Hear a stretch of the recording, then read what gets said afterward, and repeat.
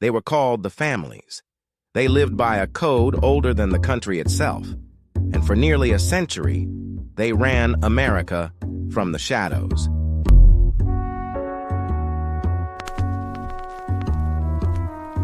Every week, we open the files on the men who built the underworld, the bosses, the wars, the rituals, the betrayals, the blood oaths that bound them, and the secrets they swore to take to the grave. Subscribe. Some stories were never meant to be told. Henry Hill's journey. To a normal teenager, the inside of a police precinct is a nightmare, but for 16-year-old Henry Hill, his very first arrest was a glorious rite of passage. After being hauled down for his arraignment, Henry stood before a judge who set his bail at a mere $500, a sum that the mob eagerly posted in an instant. When the young hustler turned around to walk out of the courtroom, he saw the back of the room completely packed with the Vario crew, all smiling, laughing, and ready to embrace him. Paulie Vario couldn't make the impromptu graduation. He was busy serving 30 days for a contempt charge, but the rest of the gang treated Henry like a conquering hero returning from war. Teddy Vario was shouting at the top of his lungs, celebrating that the kid had finally broke his cherry. The courtroom victory bled right into a lavish celebration at Vincent's Clam Bar in Little Italy, filled with scungili, wine, and the intoxicating thrill of underworld acceptance. 2 months later, Henry took a 6-month suspended sentence for attempted petty larceny, a minor blemish on a rap sheet that he wore as a badge of honor.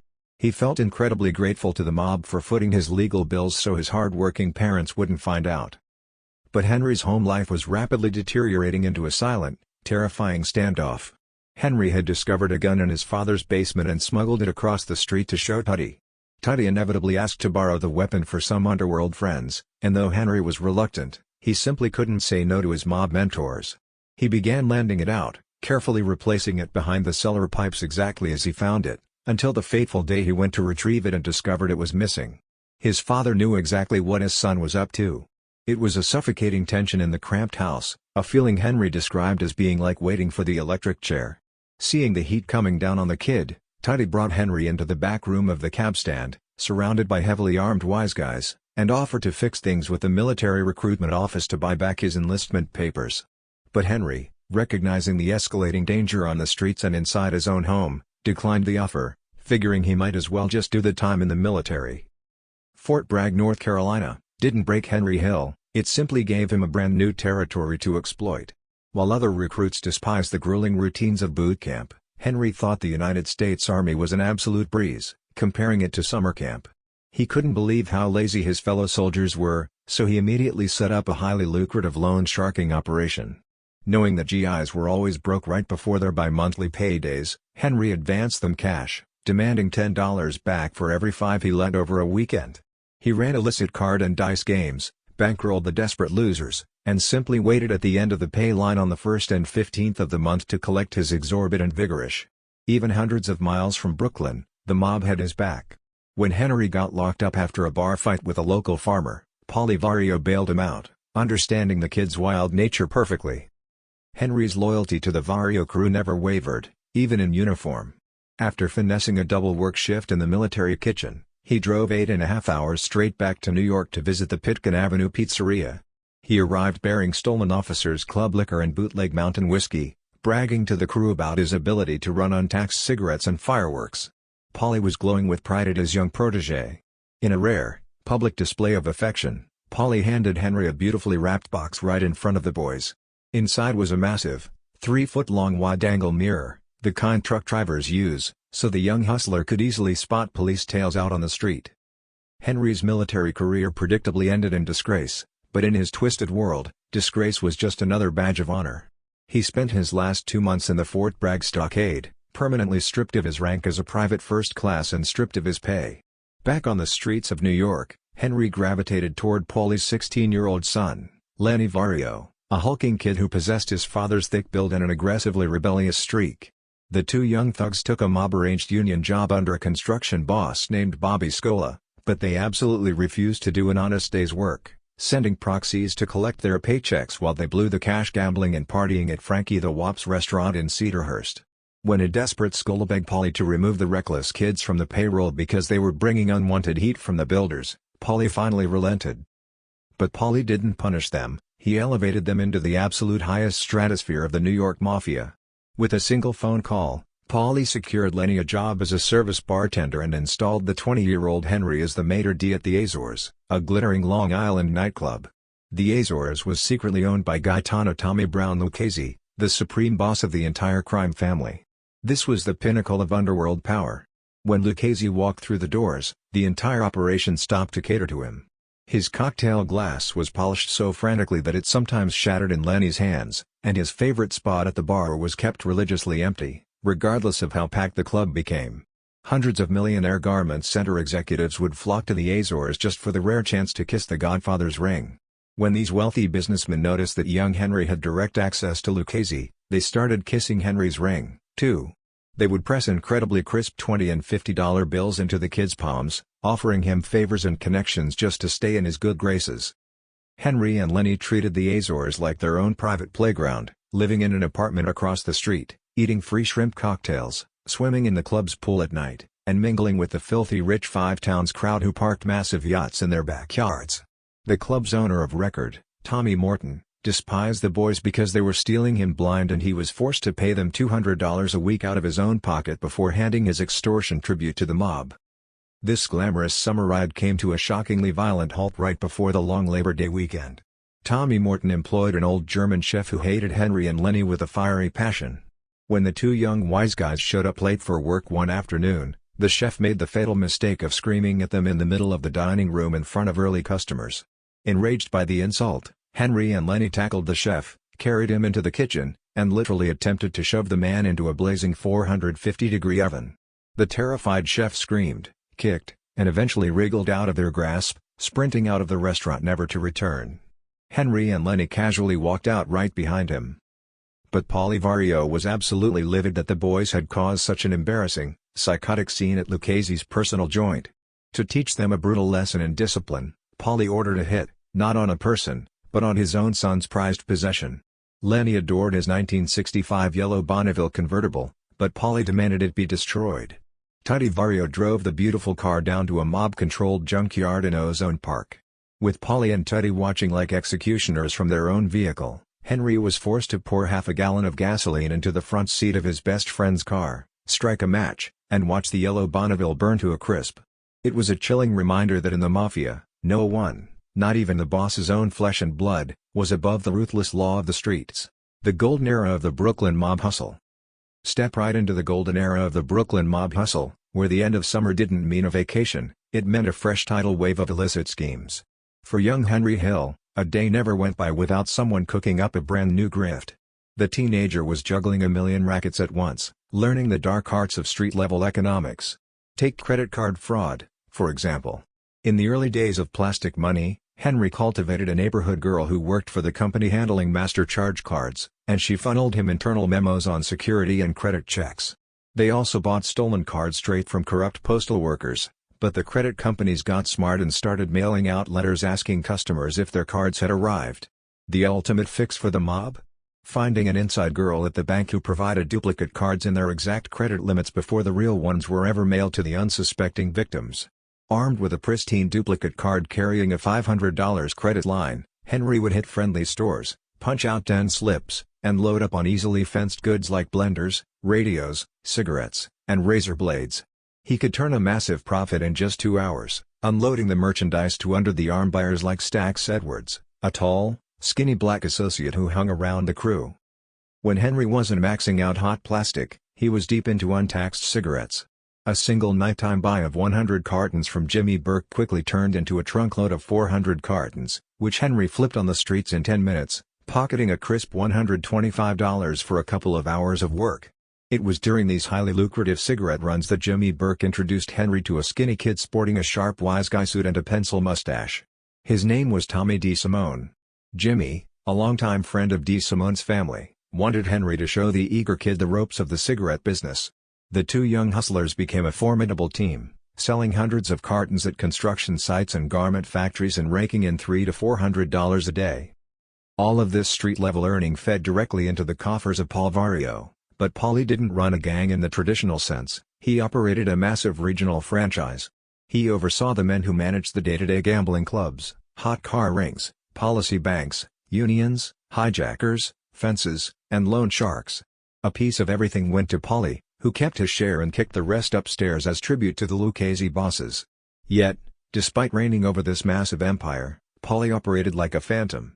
He traveled day and night but rarely spoke to more than 6 people, using trusted intermediaries like Steve DePascal to handle policy game disputes and insulating himself from the direct grit of the streets. Why would independent crooks willingly pay Paul Vario a cut of their hard-earned scores? As Henry Hill bluntly explained, it was the ultimate underworld insurance policy. The FBI and law enforcement could never understand that Paulie offered an essential service, absolute protection for criminals who couldn't exactly call the cops when they got robbed. If a hijacker with a $50,000 load got held up at gunpoint, he had no legal recourse. But if he was established with a made man like Paulie, nobody dared touch him. To mess with a protected associate was to invite a brutal death, with the hijacked goods literally rammed down the thief's throat. If the rival thieves were also connected to the Mafia, it resulted in a high-level sit-down where the stolen goods were divided among the bosses, leaving the original victim with nothing but a stark warning: complain, and you're a dead man. The other vital side of the mob's protection racket involved keeping the authorities completely neutered. Paulie's brother, Babe Vario, had been systematically paying off cops since they were rookies walking a beat. As these corrupt officers rose in rank, the bribes continued, creating a mutual trust where dirty cops provided sensitive information and protection in exchange for safe, untraceable cash. The corruption bled directly into the political machine as well. Politicians received free storefront offices, sound systems, campaign buses, and a ready-made army of union workers to petition and poll watch on election day. In return, the politicians were incredibly grateful, handing out lucrative brokers' fees, maintenance contracts, and favors to the seemingly legitimate businessmen, contractors, and lawyers who fronted for the mob. Behind every polished desk and every rigged city contract, a wise guy like Paulie was waiting for his payday. Henry was living the high life, making cash through loan sharking, taking book, and even running stolen cars to Haiti. He also graduated to the dark art of arson. Tutty Vario paid him a couple of grand to torch supermarkets and restaurants so the owners could collect massive insurance payouts. Henry perfected a method using sterno and toilet paper wrapped along the building's beams, avoiding the volatile fumes of gasoline or kerosene, which required the riskier method of leaving a lit cigarette inside a matchbook to act as a delayed fuse. Henry's reckless, violent lifestyle also served as a perfectly orchestrated extortion tool.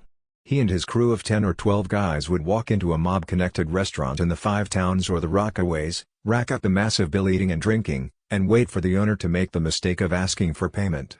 That is when the theater of violence began. Henry would explode, screaming, throwing plates, and threatening to break the owner's legs for daring to call him a deadbeat.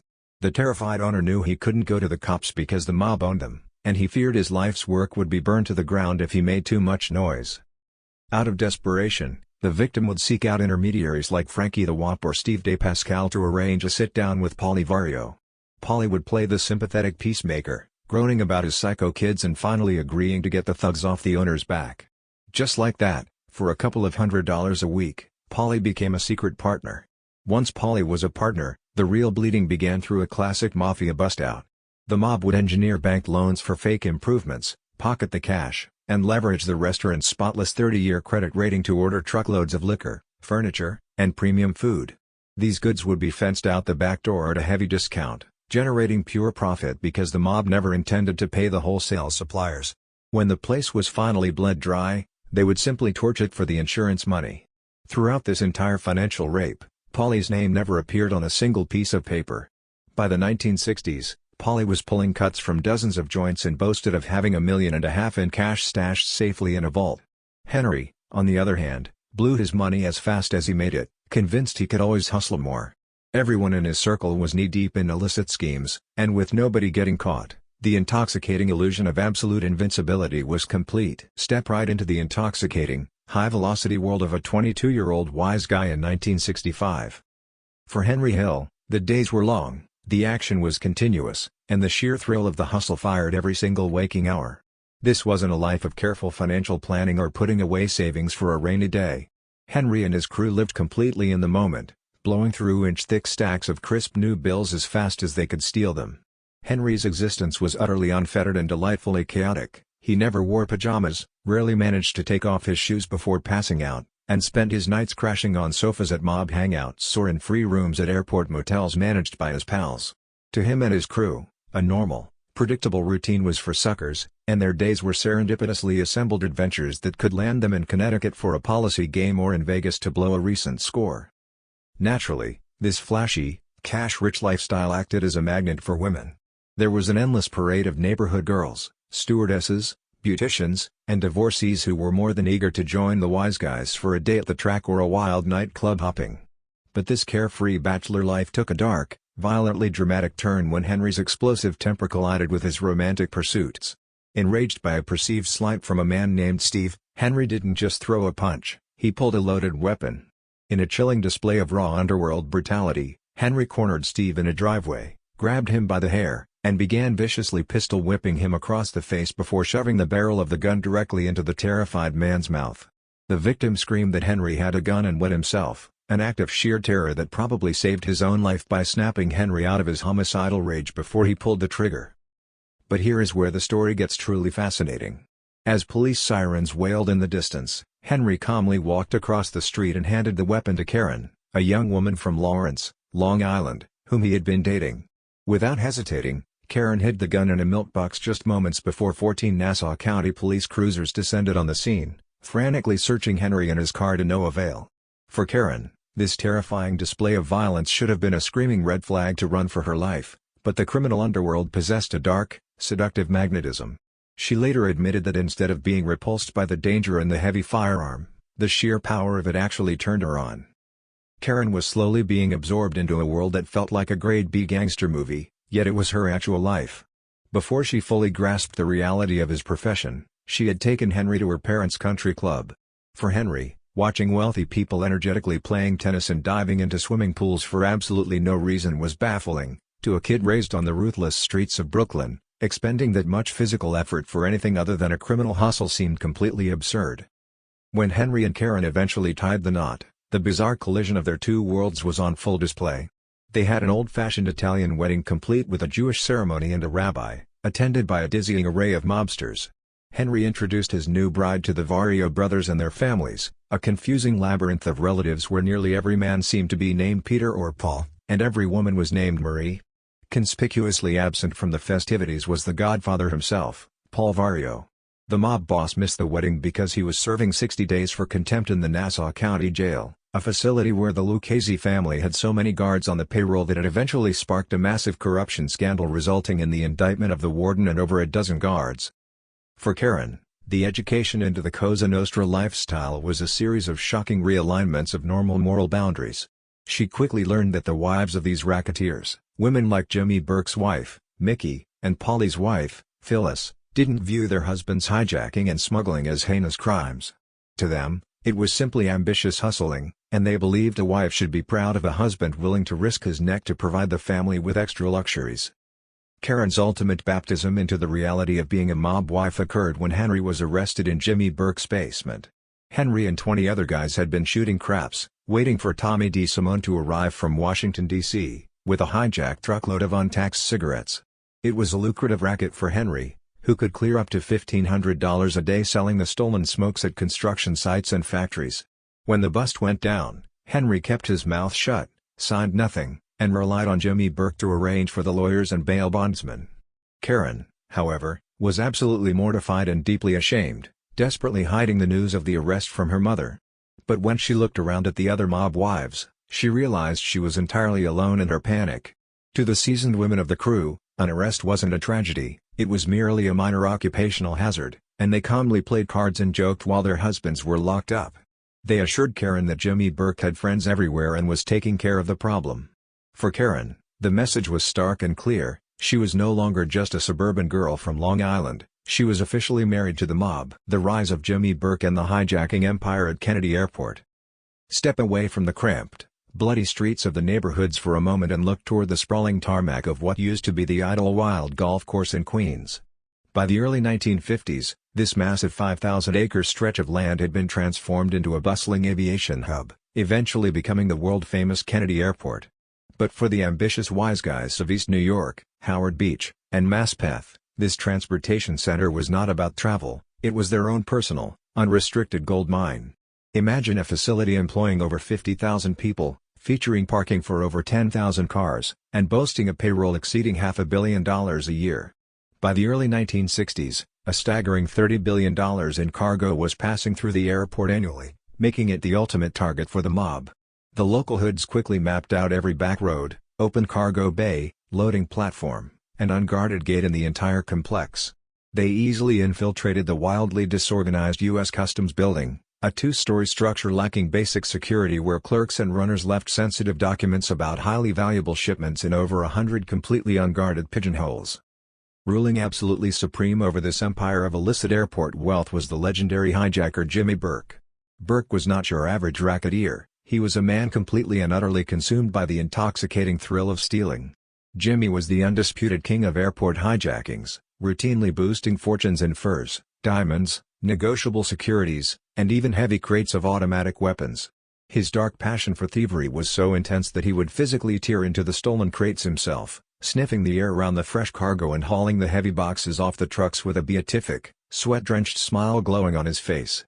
This obsession was forged in a grim, Dickensian childhood spent almost entirely behind bars or living on the violent streets, sleeping in parked cars or washing up in the backstretch at the Aqueduct racetrack.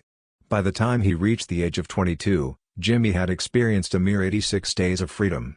But the brutal prison system had hardened him into one of the most respected and feared men in the organized crime establishment.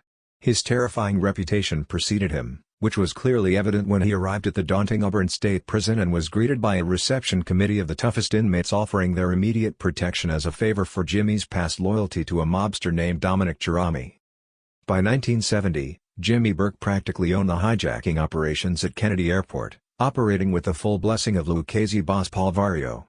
To Jimmy and his crew, the airport was a far better target than Citibank. The sheer scale of the mob's infiltration was breathtaking, as they had eyes and ears everywhere. Cargo handlers, security guards, cleanup crews, waitresses, and trucking dispatchers were all feeding them information. These working-class insiders, often drowning in massive loan shark debts, eagerly tipped off Burke's crew about rich loads just to work off what they owed the mob. If a legitimate trucking company boss ever got suspicious and tried to fire an informant, the mob brought in union heavyweights like Johnny Dio to protect their inside men. Dio would file immediate grievances and threaten crippling walkouts, forcing the terrified trucking companies to back down and simply let their insurance companies foot the bill for the stolen freight. In 1966, a 23-year-old Henry Hill officially graduated into the violent big leagues of the hijacking trade. Jimmy Burke invited the eager young Henry on his first major heist, targeting 3 cargo trucks loaded with valuable home appliances that were stored in a poorly secured freight garage just outside the airport. The execution of the robbery was flawlessly simple and brazen. Knowing there was only one elderly watchman on duty on Friday nights, Henry approached the gate and smoothly lied, claiming he had accidentally left his paycheck inside one of the parked trucks. The moment the unsuspecting watchman swung the gate open, Henry pressed a finger hard into the man's back, pretending it was a gun barrel, and proceeded to tie him to a chair inside a nearby shack. Within minutes, Henry, Jimmy, and the notoriously violent Tommy DeSimone were driving the fully loaded trucks through the industrial backroads of Canarsie to fence the goods to Tony Vario. For Henry, it was the easiest $5,000 he had ever pocketed. The crew had refined the art of the hijack down to a chilling, highly profitable science. Many of their scores were actually inside jobs known as give-ups, where a corrupt, mob-owned driver would deliberately leave the keys in the ignition while stopping for a cup of coffee, allowing the wise guys to casually drive off with the rig so the driver could later report a phony robbery to the police. But when sheer muscle was required, they orchestrated precision road ambushes. The gunmen hired for the actual stick-ups were paid a flat rate of a couple of grand just for shoving a gun in a driver's face, meaning they didn't share in the massive profits from the ultimate sale of the loot. Armed with precise inside knowledge of the truck's route and its complex security codes, the crew would trail the target using 2 cars. When the truck inevitably stopped at a traffic light, a terrifying enforcer like Tommy DeSimone, who casually carried his deadly weapon in a simple brown paper bag so it looked like he was just bringing someone a sandwich, would jam a pistol directly into the driver's face. What happened next was pure Jimmy Burke psychological warfare. He would steal the terrified driver's license or pretend to write down his home address, sending a silent but unmistakable message that the mob knew exactly where he and his family lived. Then, in a twisted, manipulative display of underworld generosity, Jimmy would tell the driver to relax and stuff a crisp $50 bill into the man's wallet before vanishing into the night. This horrifying mix of intimidation and bribery worked so flawlessly that not a single driver ever made it to court to testify against Jimmy Burke. Once the truck was secured, it was immediately taken to a pre-arranged drop-off in a legitimate warehouse whose corrupt operator was being paid $1,500 a drop, or up to $5,000 a week by the mob, to be swiftly unloaded by trusted neighborhood guys. While Tommy and Jimmy handled the heavy lifting and the armed assaults, Henry Hill found his true calling in the distribution of the stolen swag. He became the ultimate underworld salesman, cultivating a vast, hungry network of eager buyers for the hijacked goods.